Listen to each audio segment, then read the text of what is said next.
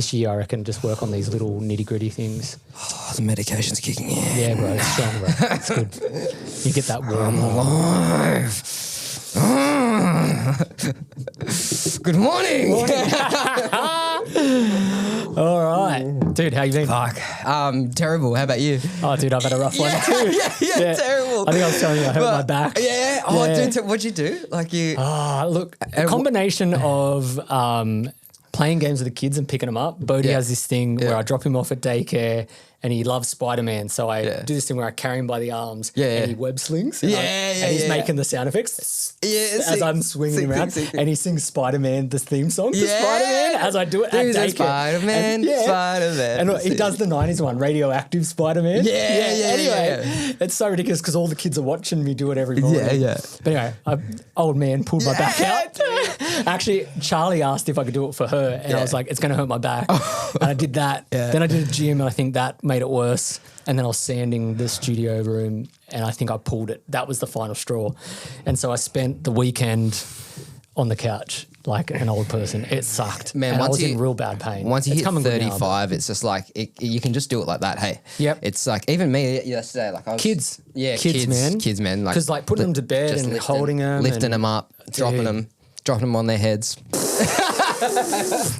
But yeah, dude, I don't even have kids, man. And like when I hang out with my kids' friends, I'm picking them up and throwing them. And and your back hurt afterwards. Yeah, fuck yeah. Yeah, dude, it's a lot, man. You do it every night, every day. Yeah. So you hurt your back last week. Cool. What else? Oh, look, that's about it. Really. Just struggling. It was a rough start. I've been struggling too, bro. It's been fucking shit house week. Well, we're gonna have a better start to the week. But before we do that, you go. All right, intro.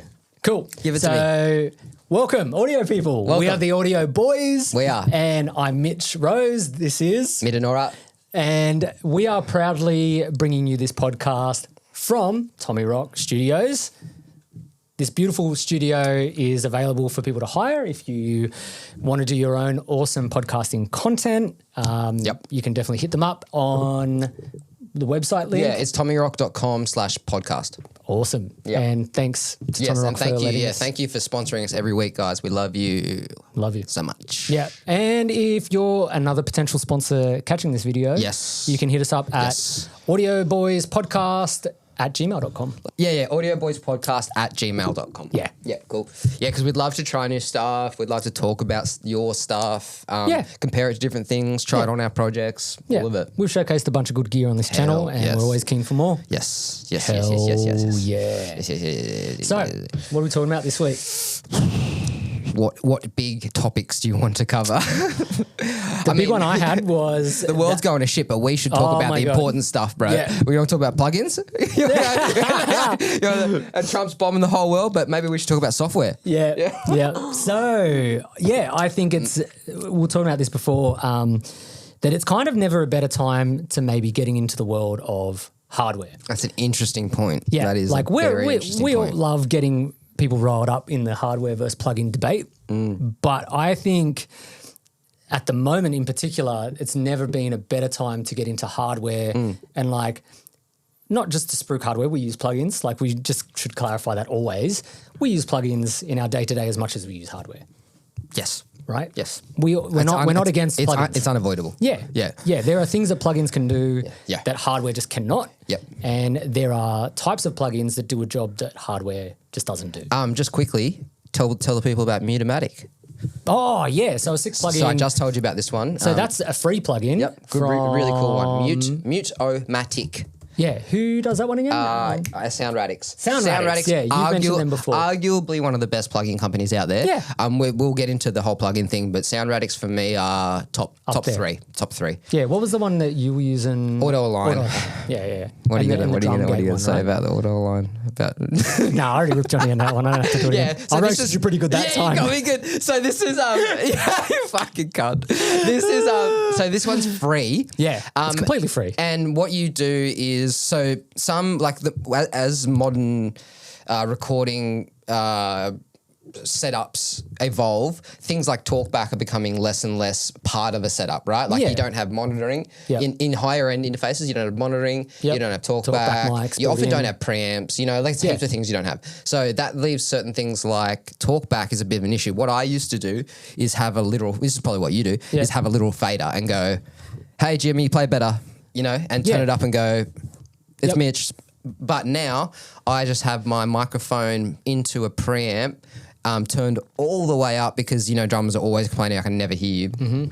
Turned all the way up. And Mutematic, essentially, it's you're monitoring when you're not recording, you're monitoring that channel, and then when you press record, it mutes that channel. So you can have it set for playback recording, or you can inverse that, but we don't need to get into that. But basically, anyway, it just does it automatically for you. So as soon as you're not playing or recording, it opens up your microphone and unmutes your microphone so you can talk. And then as soon as you hit play or record, it mutes it, which is like so amazing. It's such an invaluable tool. It's free. Do you have it just on record mode? So, and then in playback you're talking? Or Yes. Yeah, just on record mode. Yeah. Just so. I used it in I'm going to be using it in live stream setups, but when I do a capture setup through OBS, which I do for like plugin reviews, I've played around with different options with microphone setups and a hardware mute button that I have on my console. Even just trying to reach all the time, it's annoying. Sometimes you forget. And it also means I still have to be on headphones. So unless I'm muting, and so I wanted to start doing all those plug-in shootouts and stuff on my actual monitors. And that was a plugin that just does it. And it's like, so cool. Anyway, but just an honourable mention before we derailed you a little bit. So just before we get into like the plugin bashing. It's always good to say, you know, like there are good plugins out there. We use them all the time, what have you.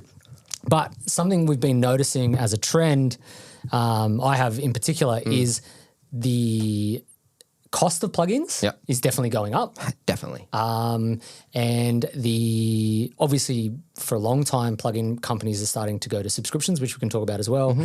But if plugin costs are going up and hardware costs are going down and getting more affordable, maybe it's a good time to start looking at hardware. When you brought up that point about people should start thinking about hardware, and it wasn't because hardware is getting cheaper, it's because plugins are becoming more expensive. Yeah, and so thinking about it from that angle is interesting. Yes.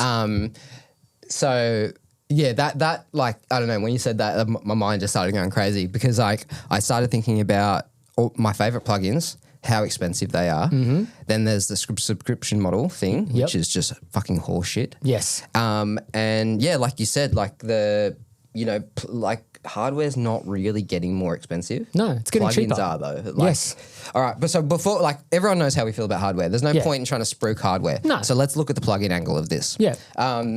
So which one do you want to start on? Let's start on one of them in particular. Okay, subscription or fuck. I mean, the subscription thing, like that's a good one. Yeah, I mean, we can knock that out pretty quickly. So, like, we both hate it. Yeah, subscription. You're essentially renting something that you never own. Yeah. You know what? I did something recently. I started renting to own a couple plugins. Yeah, I've done that. Yeah. Rent to own or like lease to buy or whatever. However you want to describe it. Yeah. That's a great option. Yeah. Who did you? Oak Sound. Yeah. Is that what you did? I did that for Soothe. Bro, okay. Yeah. So I did it for Bloom. Yeah, cool. Because they're pricey. They're not. They are. They're expensive. Pricey. Oak Sound are on my list of topics today because I am just frothing. Yeah. I fucking love them. Yeah. I'm like, dude, I'm getting better at using Soothe for things. Oh man, once you get your head around Soothe and you'll go to Bloom. Yeah. And I've used Bloom. Yeah. Yeah. And shout out to we've mentioned the guys from Oak Sound. Yeah. They're legends. I want to come meet you guys when I come to NAM. Yeah. Because you like arguably my favorite plugin company. But yeah, Soothe is game changer. Anyone that says that there's another plugin that out there that does what it does is wrong. Yeah. There's nothing that like there's stuff that is close. Do you want to describe Bloom real quick?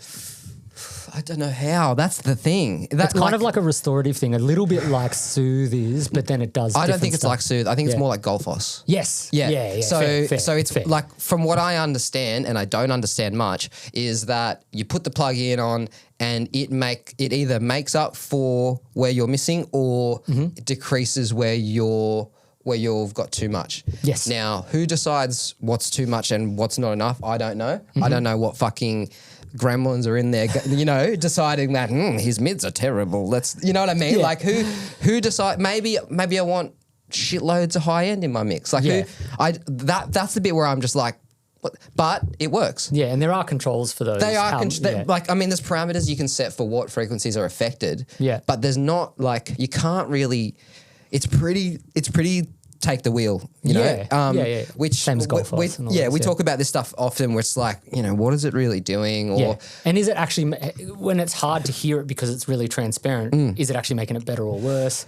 Those things can be a problem as well sometimes. So I mean, Golfos, Blooms, not so much Soothe, but those two, and I think Waves have just put one out, desperately trying to get into the game. Waves one. Waves. Hang on. So it's, what did I say? Golfos. Waves versus Golfos. So it'll bring up whatever the Waves one is. Automatic EQ. Even I hate that, dude. Automatic EQ. Doesn't that make you feel dirty? Yeah. See, this is part of like.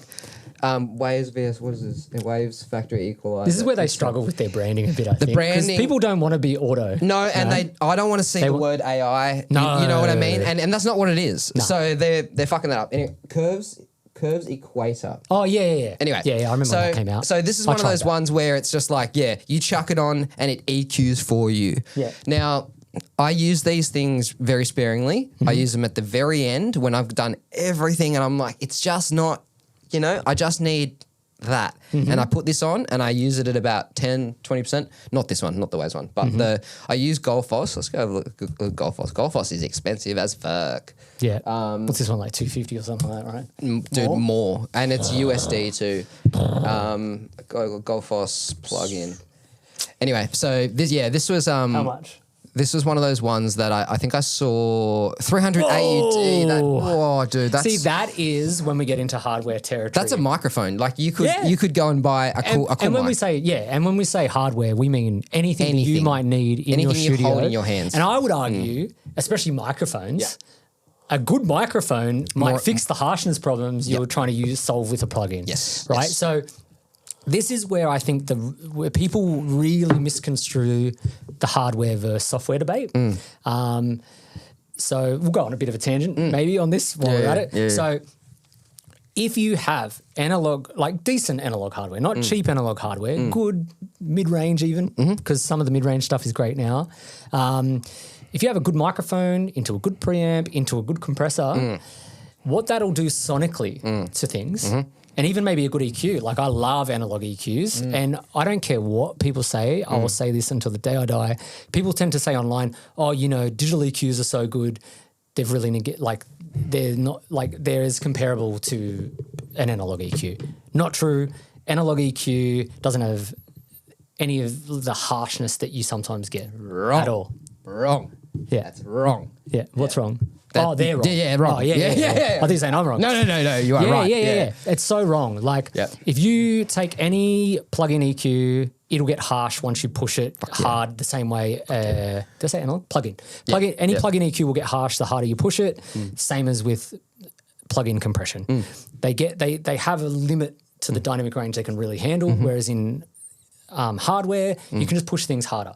You can push things to 10 dB or more. Yes. Like we joke about CLA doing like fucking 9 dB of like boost, but you can do that with hardware. You just get away with it. Yep. So I digress. You just, if you have good hardware, and it doesn't mean expensive hardware, but if you have good hardware and make good choices in mics, preamps, compressors, EQs, you can do more on the way in or more even in mixing if you're not scared to commit those tracks. And then maybe you don't have the harshness problems you have later on that 100%. You're trying to solve with plugins. 100%. And I think a lot of the things that people are trying to solve are things because they're using a shit mic or their room acoustics suck or because they don't have good gear. Yeah. Right? This one is probably going to piss people off. That microphone to your right, the R88. Yes. That when I got that mic, I was like, oh, it just sounds perfect. Yeah. You know, like I don't have to filter out the bullshit or I don't have to clean up the harshness. So like this is what I've been hearing for all those years, you know, like that. Yeah. And unfortunately, that's what it is. Like if you like the sound of the Neve, you got to fucking buy the Neve sometimes, you know? Yeah. I was going to say something. You were talking about, what were you, like, you were just talking about... Pushing EQs. Yeah. Fuck, I was going to say something. Anyway, sorry. If it comes back. Yeah. But so like expensive, so back to this. Yeah.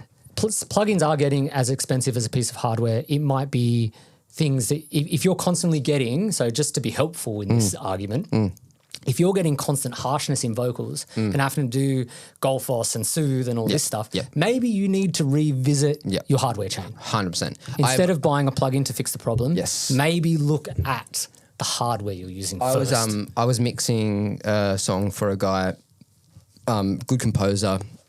He's not much of a mix engineer, hence why I was doing it. But he had built one of those like isolation boxes for his microphone at home out of like foam. And it was quite literally a box that the microphone sat in. And of course just sounds boxy as fuck. Boxy and dull literally and boxy. Horrible. And who would have thought you put a microphone in a box and then it sounds boxy? I wonder why it's not done. But anyway, so and then I had to spend all this time fixing it, and he was like, "Oh, what do I spent all this money on that box." I'm like, "Throw it in the bin, and then the next recording will be great." You know, like it's unfortunate that some people just get got by companies like that. And if you can't acoustically treat your room, this mic, that one, you know, dude, this and people whinge about the price of that, but if you're going to pay 300 Aussie, to fix a problem. Yeah, just you could just get that. Don't fix it. You could get one of those for the same price. Dude, this trigger, and then you have a piece of hardware that people will want to use. This triggers me a bit. Golfos is an easy to use tool. Not really. No. For everyone, also not true. For the amateur musician, definitely not true. No. To the professional mastering engineer, there's one correct thing in that sentence. It's clean user interface. Offers a set of basic parameters. Can be adjusted to improve the clarity, depth, spatial. It's totally misleading. And the idea that you can just slap things on and not have to think about it is never true. This is like as much as I fucking love this plugin, I think it's a little bit irresponsible the way they market to people who don't know what they're doing. I would argue I still don't know what I'm doing in a lot of respects, and I put it on. I'm like, sounds better. I think. You know, and if someone who doesn't know what they're doing, just throw it on and just, it's just, fuck, man, you could destroy things so quickly. Absolutely. It's so funny how I went from endorsing this plugin to ripping on their thing. Oh, look, I think like in transparency, like we can love things, but we have to be honest about it. You know? And like, you know, that's the one thing I think is great about what we do here is that we're just no bullshit. We say what we like and we say what we don't like. And I will not mix without Golfos on my mix bus again. I've said that a few times. Yeah. Okay. So while we're on the topic, start slapping out money. Fuck yeah, dude. All right. So while we're on the topic of great plugins that we really like, Oak Sound, man, fucking give me a job, boys, because I love this shit. So let's talk about that. So like, once again, quite expensive. Yes. So that's $219 US or USD. Let's find out. Yeah. I think it's USD. USD. Let's find out Australian dollars. So like rent to buy, or lease to buy. $350. Oh, it hurts so much. That's like ow. Yeah, that's a lot. Yeah, so I've rented to buy this one. Yeah, that's fair. And I think like that model makes it fair. Right? Like much more fair. Doable. More doable. I don't know if fair is the right word. Yeah. So the reason why I wanted to talk about this today, maybe to take it back a few steps, is I saw, God, I forget his name. You know the guy that owns Black Salt Audio? Look him up. He has a YouTube channel as well. Okay. Sorry, I can't remember your name. He has an awesome YouTube channel that's been around forever, doing like punk music and alternative music and stuff. I know. Yep. The owner of it. I can't remember his name. Owner. Silence it. That's him there. Jordan. Is it Jordan? Oh, this guy right here? No. That's Barry. Don't worry about Barry Johns. Oh, this is our this boy. Guy, the top one. The spin light. Yeah. Top one. Here. Yeah. So I'm about to show you everything I know about making pro records. Hardcore music every studio. secret, every technique. I know Hardcore Music Studio. Yeah. Yeah, cool. Yeah. Yep. Anyway, so he owns Black Salt Audio. The Silencer plugin is dope. Yes, I've heard it's fantastic. Yeah. It has its limitations, like all drum gates and stuff like that. Yep. But he did an awesome video talking about the price of plugins, and if you do basement prices like a Waves thing, and like because everyone hates Waves, and they hate the fact that when you upgrade your Mac and the OS, then you have to pay for an update, right? You have to pay for Waves updates. Man. Everyone hates that. Right? Oh, it infuriates the shit out of me. As a plugin company owner, he addressed that issue. And he was like, think about it this way. If I make a plugin and I sell it to you for like $30, but then you want me to service that plugin for you for every update, that means every time an OS updates, we have to recode things and readjust things. But you've only ever paid $30 and you want me to do that for the lifetime. That's like getting your car service for free forever. Free forever. Okay. Right? Right. And it's like, oh, okay. So this is why plugins are starting to go up. Right. Because because they get updated all the time and they didn't used to get updated all the time. Exactly. Interesting. So there's this. And you can either have operating systems are updating all the time. Yeah, so and they have updating to. more. And DAWs are updating every year. Yes. Right? So they have to be optimized for the DAW changes, things like that to be compatible. So it was actually a really fair argument. And so that's why I wanted to talk about this today, because what I'm seeing is it's either going to be subscription or update plan or more expensive. And what plugin companies have been doing is actually unsustainable, right? The model they've been working on, like everything in our world at the moment, is kind of topical, is a bit unsustainable. So that's why we're seeing plugins go up in price. And it doesn't make it easier to digest, because everything being more expensive is hard for everyone right now. But what I'm trying to maybe discuss is, if a plugin's going to cost you $350 and you're going to be buying multiple plugins, maybe that's not the place to look first. Especially when DAW stock plugins are pretty good. Maybe you should be looking at other things that are really going to level up your mixes. And the things that might level up your mixes a lot more might be hardware. And not just limited to like an 1176 compressor, like good mics, good preamps. Man, I used to, back when Waves was the only one, I used to have a handful of mics, no hardware, and just more plugins than I could click a finger out. Do you remember when you used to open plugins folder and you used to go brrrr? Do you remember that? Yeah, and it was like you had the Waves Platinum Bundle. I still have to search because I've got too many. I search because I know what I'm looking for, but still having it just go, it's just, oh man. Yeah, it's annoying. So now I try and, I obviously try and stick to hardware and then have a couple plugins like we discussed, like this multi-band shit that can't really be done with a hardware unit. Totally fair. Oh man, I've been so rent to buy is a good option, I think. Like that at least makes it accessible.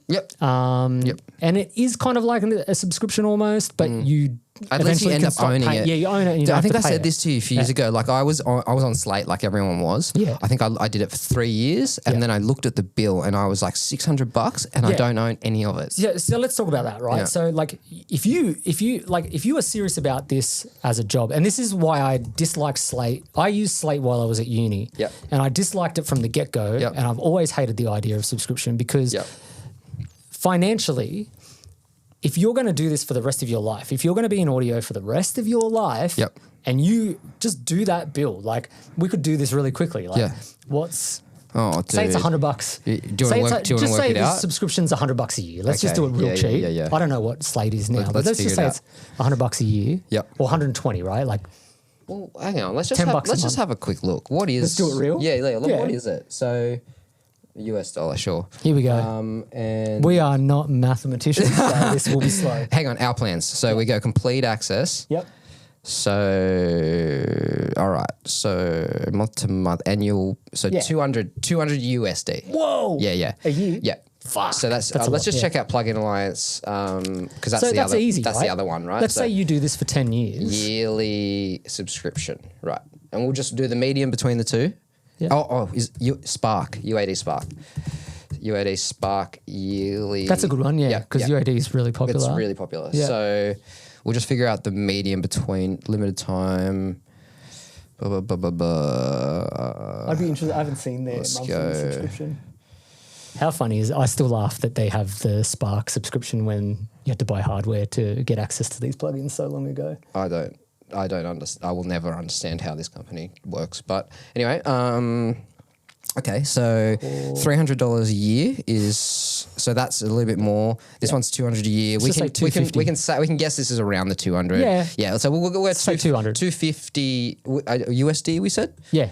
So we got 250 and our audience is, I'm guessing, mainly US, so let's keep it with the US. So we'll call it $250 a year. Yeah. And you do this. I saw that $360 a year Australian. Yeah. Fuck it, 10 years. That's $3,500 on your rental bill, and you still don't own them. You don't own any of it. Like, think of the gear you could have bought with $2,500 to $3,000. Like, it on paper, $2,500 to some people isn't a lot of money, but it is when you don't own the thing that you've just spent that money on. Yeah, you still don't own those plugins, and then if you're going to do it for another 10 years, you still have to keep doing that.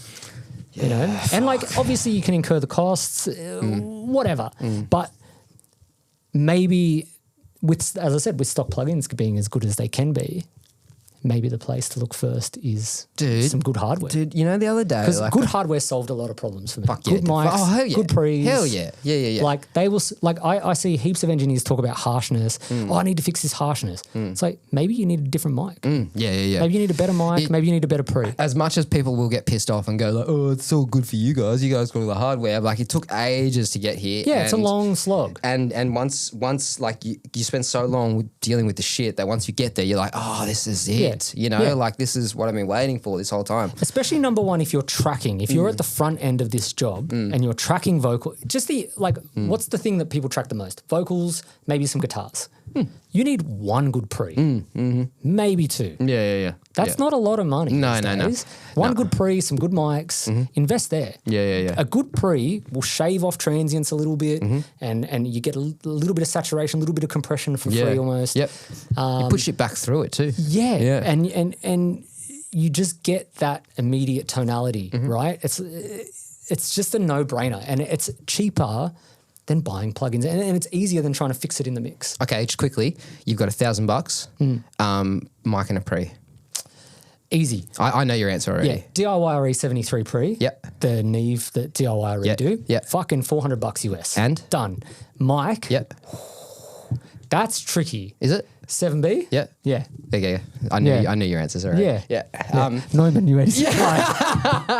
All right, cool. All right, let's go back to this because, all right, so like that's, you know, we've kind of talked about the subscription stuff. Let me look at my notes. Yeah. Oh, yeah. What, like, have you, I'm in chaos mode today. You got an order. Yeah. So plugins more expensive. Subscription, hardware's getting cheaper. We kind of talked about that. Dude, secondhand options. We've kind of talked about that. Like secondhand hardware. So secondhand hardware, marketplace. Yep. Fucking hell! Like the deals you can get on marketplace for hardware. Can you see? It's even cheaper. Have you seen people reselling plugins? Oh, every now and then. Yeah. It's dicey. What's the point? But like, let's talk about that. So if you buy good hardware and you decide at the end of the day you don't like it, you can resell it. Yes. Can you actually resell a plugin? I don't think you can. No. I don't. There's the Facebook pages. Yeah. But are you gonna give some? Can you resell a subscription? No, you can't. No. So if you're on a subscription plan, you can't get rid of that. No. There's no value. Yeah, absolutely. There's intrinsic value in physical gear. Yep. So if you at the end of the day pack it in and go, I can't do this audio job anymore, no harm, no foul. If you bought a 7B secondhand, good condition, it'll sell for the same you bought it for. Yeah, and that's true for so much hardware. We've talked about this a few times. I've had hardware that I've bought in the last few years that has increased in value. Right? Yeah. Sick. Yeah. A lot of it has. I wonder. I've got some that's doubled. What's for example, what's a neural DSP? What does that cost? Like plugins. Like if we're talking about not buying amps and we're buying amp sim, I'm pretty sure. Ooh. Yeah. Ouch. Same territories. Yeah. Right? So this is where plugins and stuff are going. That $70 that kind of $200 euro to USD. It's $200 for a plugin. Like. I don't know about that, eh? It's a lot. Yeah. And that is the way things are going because of the service cost. Yeah. And it's just the reality of this. And like it's important to be informed of these things and make the right choices. The service cost thing I never thought of. So like imagine like you need some good amp sims, you need some corrective stuff, whatever you're going to do. Because if you're using amp sims, you're probably going to need to dial out some harshness. What do you think of Tom Morello amp sim? We've talked about amp sims, and I'm totally not against it. I am. Amp sims at all. They have their place. Yeah, absolutely. Like any tool. Yeah. But like with the plugin thing, like, oh, I'm going to buy the Andrew Sheps 1073 and now my mixes are going to sound like Andrew Sheps. Like, it's like, no. And same as that. Like, you are not going to sound like Tom Morello. Tom Morello. The only one that sounds like Tom Morello is Tom Morello. Right. You spent a lifetime. You could give him a Strat unplugged in a room and it would still sound like Tom Morello. Yeah. Yeah, because it's him. Oh man, that's their sound. That's funny. Yeah, I mean their stuff is all that, right? Like that's part of that marketing thing. Yeah. No, the marketing is absolutely fantastic. Yeah. They've done so well, and they make good shit. Yeah. Like let's be real, like it's good shit. Yeah. It sounds good for an amp sim. But So like that thing about like you can get affordable gear on Reverb or Facebook Marketplace, man. Like everyone in the US that I talk about that buys used gear is on Marketplace. Yeah, right. It's mad. Right. Because they can, and especially in the US, because if you live in Nashville, there's people selling shit left, right, and center. And like retail's already so cheap there. Like, dude, when I went to US in 2009, I took all my savings. Yeah. I spent this is how I set my studio up. I went and I took. You in 2009, so GFC. Yeah, that's when everything was dirt cheap there. GFC. They were trying to give shit away. Yeah, but also it cost our dollar was 63 cents. It was pathetic. It was so bad. Yeah, it was like about as bad as it is now. Yeah. Anyway, so I went there with about 10,000 of my savings, and I bought the Chandler TG2. I bought a lunchbox. I went to Vintage King. I bought a Great River preamp. Nice. And I think I bought those MD421s from some guy in the Hollywood Hills. Yeah, cool. Everything was comparatively, it was dirt cheap, compared to what it was here. Anyway, so I'm just buying all this shit. And then at the end of it, I got this Povo fucking shoulder bag. Yeah. It was falling apart. My parents gave it to me. So I put all the gear in there and then I wrapped it in my clothes and then I wrapped that in bubble wrap and then I put all that in the bag and then I taped the whole bag shut. Looked like a bomb. Dude, I got there and they had opened everything, obviously, because it was there was electronics inside of them. And a brown dude carrying it into the airport. In 2009. Yeah, exactly. So anyway, that's why I bought all that shit over there. Don't know why I told you all that just then. It's you got to do the thing to get hardware. Be smart about it, right? Because there are ways to get really good deals on hardware. You don't have to buy it new. Yeah. You don't have to buy hardware. No. I rarely buy it. I think I bought 2 things new. Ever. Yeah. You want to look for the used market is excellent. Yeah, so good. Yeah. So there's that, and then we haven't even addressed the elephant in the room, which is what happens when companies go bust. Oh, dude. So the big one. Yeah, Native Instruments. Let's go. Let's see where they're at now. Because I heard that Native Instruments are in the second stage of receivership or whatever they call it. So if you don't know and you're living under a rock, Native Instruments is going bust. Yeah, they're in financial trouble. Yes. It's not the Plug-in Alliance side. Apparently they're separate in some way and they're cushioned from all this. Okay, so somehow. Native Instruments is owned by who? An investment firm. Native Instruments owned by... It's like a hedge fund firm thing. Francisco Partners. US-based private equity firm. Yeah. Soundwide Group. Isotope, Plug-in Alliance. Okay, right. A couple others. Who else have they got? Yeah, Insolvency, sorry. Right, Insolvency right. Yeah, right. Yeah. Okay, here we go. So Soundwide Umbrella. Machine and Tractor and Contact. Contact's a big one. Ooh, it's huge. Massive. Yeah. All right, so I know nothing about this, so... Yeah, so basically they're in the second stage of the insolvency thing. So it's gone further. It's not looking good because you would think a company this big, someone's going to buy it. But the problem is when a firm, without getting too much into nerdy finance stuff, when a firm buys a company like this, especially like a hedge fund or any other kind of investment firm, they're usually just trying to buy something and then they do this bullshit Warren Buffett shit where they buy a thing that's valued at a certain amount. They try and sell any assets they can to make a profit, and then they want to ship it off to someone else. Okay. So they basically just cannibalize the companies, right? Right. So they're not in it for the long-term growth of the company. They're in for a quick profit and then bail. Yeah. But what seems to have happened is that Native Instruments actually wasn't earning good revenue. So they're just going bust. So think about it this way, how many libraries of Contact do you need? how many people upgrade? Yeah. How many, like, if you're in the space of like maybe Contact and you're doing like string libraries and stuff like that. I've worked myself pretty deep into it now. Yeah. So if you take if you take Native away, there's maybe 5 or 6 things I'll have to replace. Oh, absolutely. Yeah. But when's the last time you bought a Contact library? I only bought it once. Yeah. Yeah. Right. So, I see what you're saying. How many strings libraries do you need?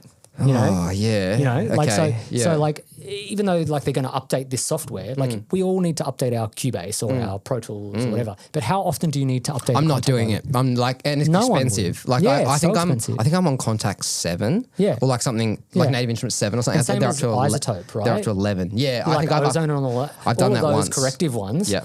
People like they're trying to make like all software companies, they need to get you to buy the next thing every year. Yeah. But they've been struggling to upgrade it. So they've upgraded it and put in these cosmetic things, but they haven't really changed the software. So there's been a lot of critics about Ozone and Isotope and all this, that they're constantly releasing new things every year to look like it's changed. Yeah, but it's really the same product. Just really bad. I would agree with that. So people aren't buying it again.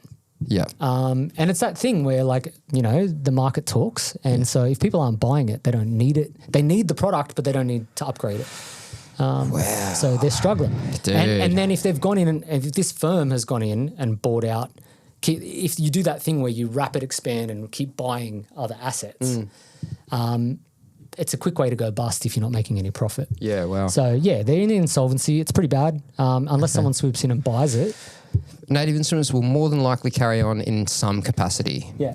What does that mean? Yeah, I don't. Yeah. Yeah. So on that, going back to why maybe it's a good time to buy hardware, what happens if this goes down? What happens if Slate goes bust? What happens in 10 years to the Slate bundle or the mic modeling bundles? Yeah, that'll fuck so many people. Like, if you like, especially like virtual mics and headphones and lights and stuff. Yeah. But like, what happens to your subscription? So say you're all in on a subscription model. Yeah. And then they just go, actually, we're not making money. And you just have to go and find everything new again, right? Yeah. Yeah. You have to find a replacement for all those things. Whereas if you have hardware that you can trust, then the plugin is just supplementary to that. Like there will always be a Goldfoss. Yeah. There will always be like a corrective resonance suppression plugin. There will always be these things. Yeah. Someone will have one. Yeah. But going all in on certain software is a tricky thing because it's a service thing. It's a service industry. Yeah. Were we talking about some piece of hardware that was software controllable? Yeah. The not the Cranbourne and not the Wes. The Antelope. It was the Antelope one? The Antelope CL1B with the dials. But wasn't there another one recently that you were telling me about? Was it 500 series? And it wasn't the Cranbourne.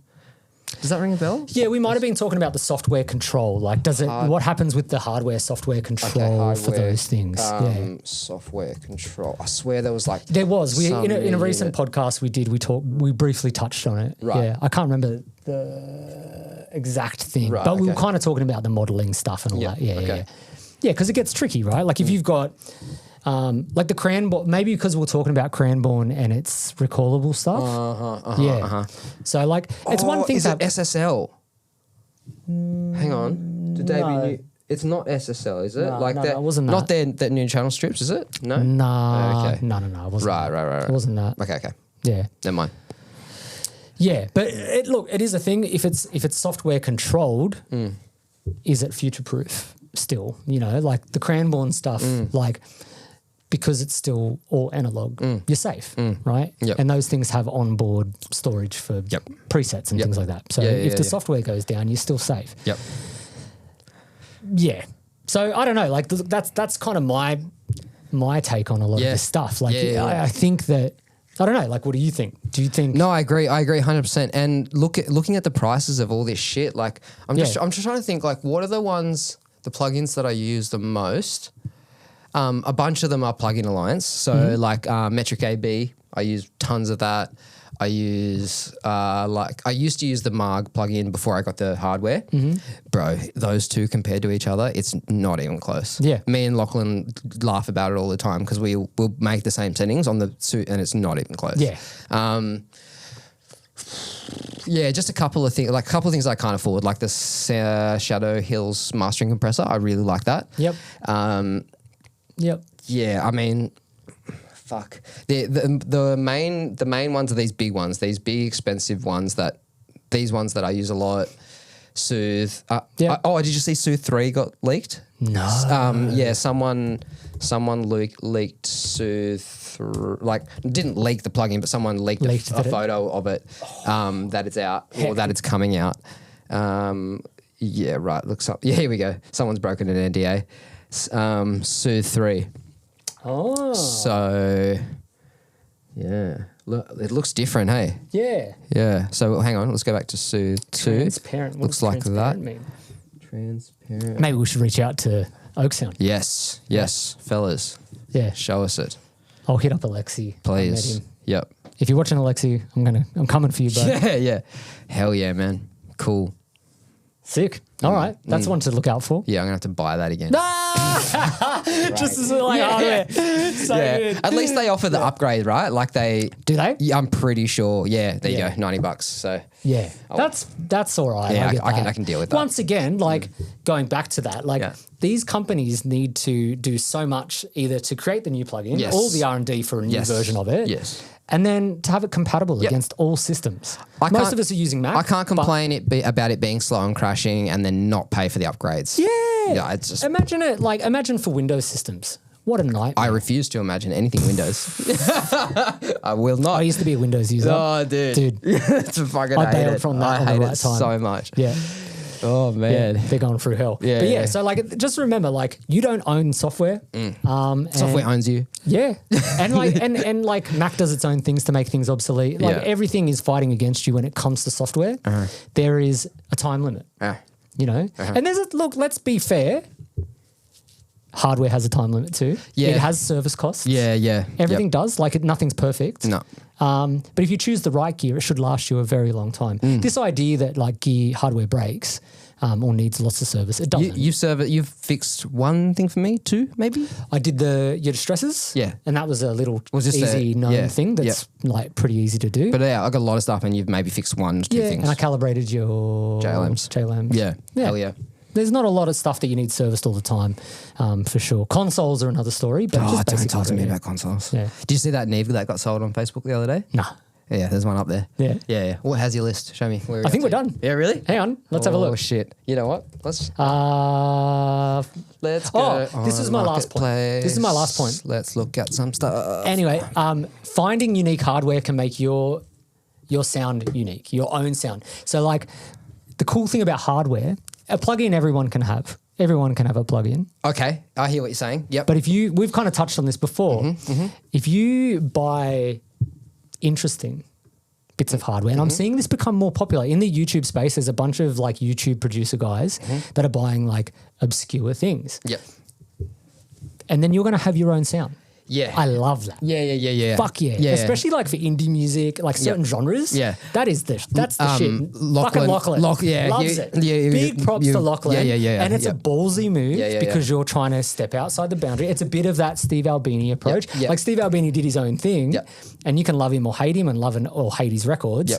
I don't think all these records were perfect. No, but I think half of them sound like shit. Yeah, so do I. But he took risks. And sometimes you take risks to make cool shit. Yep. You know? And I love that. What's Lachlan? Lachlan's? Is this TikTok? I don't follow. I don't have TikTok. Oh, really? I just want to. Here he is. Here he is. So I just want to go. Yeah, let's give him a shout out. Eh? Fucking oath, follow dude. Lachlan if you want to know about because we rip on Lachlan a lot and we love him to death. And he actually is doing some amazing content. Yeah, so go check him out. He's going great. If you're into audio and you like shit talk, go and go and check out. If you like hot takes. Yeah.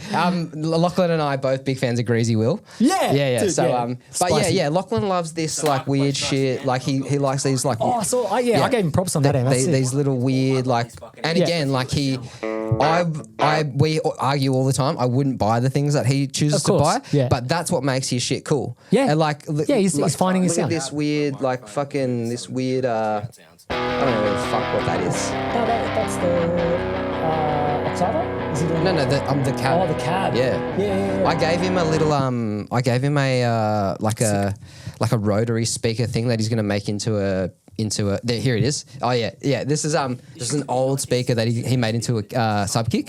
Oh Oh, nice. Yeah, and it has obviously its own sound to it. Yeah. So, I mean, yeah, he's doing heaps of cool DIY. Can we even listen to it? Everyone knows that my shit is DIY. I actually gave him that bass drum as well. Yeah, and for like people that watch my other stuff, they know that I taught and I actually had Lachlan as a student, Yep. and I fully was like, "You fucking do that, man." Yeah, bro.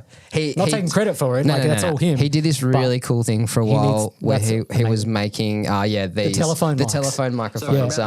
You can buy them off him. Like you can hit him up and he'll make you one. He made one for Rocks very recently, so that oh, that's all right. He made this guitar pedal thing out of the rotary part of it. That's right. That's really cool. Yeah. He's got a really cool, interesting brain. He's doing some sick shit. Yeah, and, I like it. Yeah, and that's a perfect case of someone in a home studio, especially if you're a home studio. Yeah.